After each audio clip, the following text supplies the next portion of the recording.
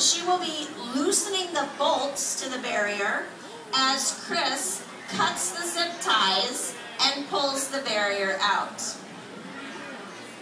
You may notice that Captain on the small cylinder side here near me is changing colors a little bit.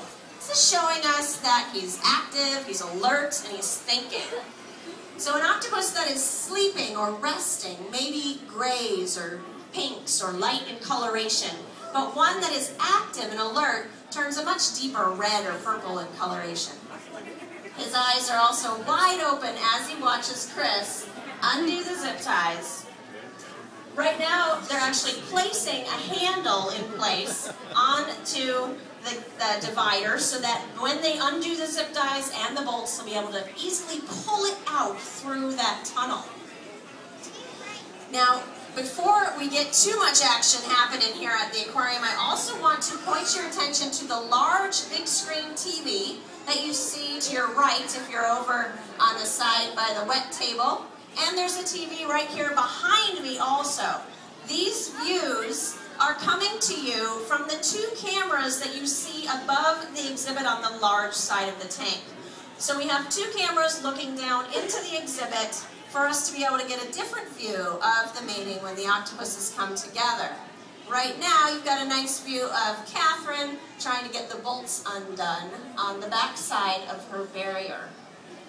They've just finished undoing the zip ties in the barrier here, so Chris is almost done with that portion, and Catherine is loosening the bolts right now. Now, does anybody want to take a guess? What's going to happen when they pull out the barrier? Nothing. Nothing. All right. Well, we hope that something more than that will happen.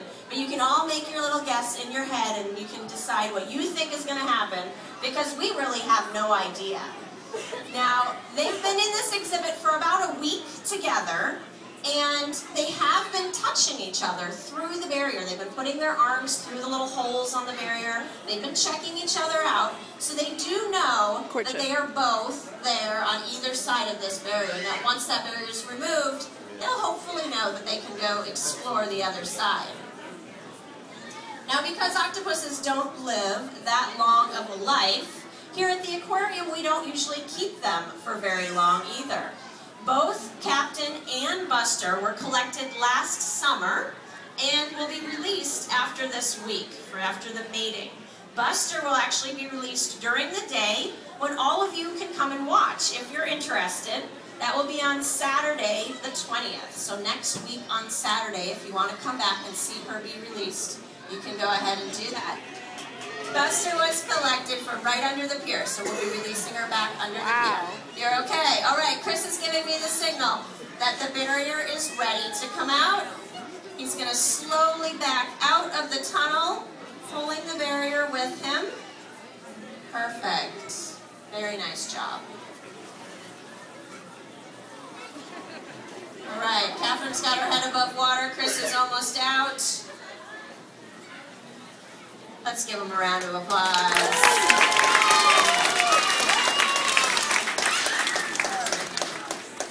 All right. For passing out that barrier, Chris will go ahead and try and move Captain towards the tunnel to see if he's interested, now that that barrier is removed. Now, Captain was also collected nearby. He was collected from a Northern Sound area here in our Puget Sound, so not from right underneath the pier, but from close by. These are both very local octopuses, and the giant Pacific octopus does live right around this area. Chris is trying to wake him up a bit and move him towards the tunnel. Nice job, Chris. For those of you who are close up, you might see that there's some little skin that's floating around in the water. That's actually the skin from the suction cups of Captain. So they shed the skin off of their suction cups on a regular basis to keep those suction cups very, very sensitive and working very well. Wow.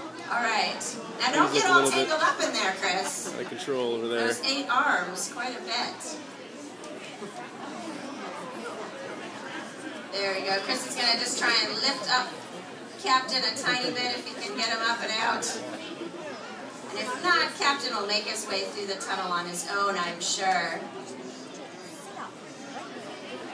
What is that? There he goes.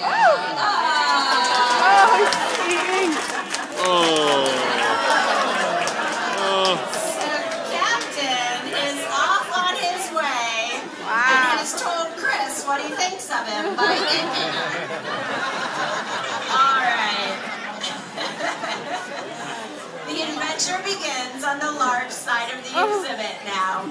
So Captain has done a beautiful job of sinking down low to the bottom of the large exhibit. He now knows that he is not in his territory any longer. So he needs to be careful, basically to say, is there any danger here? What do I need to be careful of? Because he hasn't been in this area of the exhibit before. But he's done a really good job of camouflaging his body. Octopuses can change the color and the texture of their body to help them camouflage with their environment. And I have a little prop here. This is one of my favorite things that they started making in the gift shop. And it shows us exactly how the octopus camouflages. When I squeeze this ball and the color changes from green to orange, the reason that that is happening is because the rubber is being stretched out and the coloration inside is being shown through. This is the perfect way for us to be able to interpret what's happening with an octopus's skin. Because when the octopus's skin is very tight, they have less coloration. When they loosen the skin cells, the red and the deep purples show through. All right, he's moving towards Buster on the other side of the exhibit, and I actually can't see now on this side, so you're going to have to tell me what's happening. All right, looks like on our big screen you can see a little touch of the arm. They're playing right around the roses, it looks like. Excellent. Now, if they decide that they like each other, this is going to be a tangle of 16 arms, and we do have those 2 camera angles that hopefully we'll be able to get a shot of them on the camera and be able to watch. Does anybody know the difference between a male and a female octopus? How do we tell? Do you know? Size? Something with the arms? Do you know? The ligula. All right, we've got a smart person in the audience here. It's the third arm to the right is called the ligula on a male octopus. And if you look at the head of an octopus and you count 3 arms to the right, on the males, they will not have any suction cups on the last 1/3 of that arm. And that arm is a very special arm. It's used in mating. So what happens is the male, when he's ready for reproduction, will place the ligula inside of his own mantle, and he'll pull out what's called a sperm packet. These sperm packets look just like a straw full of milk, and he holds onto that sperm packet with his ligula and places it inside of the female's mantle. So if any of you on that side can see, has he placed an arm inside of the female's mantle? Nobody knows. All right.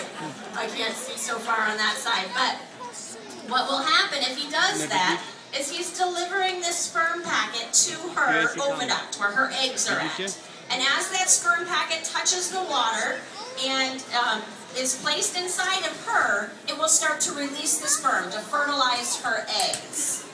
Now this process sometimes takes up to 8 hours, where they will sit side by side or on top of each other, and his arm will be inside of her mantle delivering that sperm packet. If she doesn't like him, usually she'll kind of fight him off and then swim away or ink. And even if he has deposited that sperm packet, she can spit it back out again without all of her eggs being fertilized. Sometimes some of her eggs may be fertilized, but not all of them. So I'm going to walk around the corner here and see what we've got going on. And I'd also like to pass out a few things if you guys would like to carefully pass these around. We have the sperm packets, we have a ligula, and we have some eggs for what it looks like for the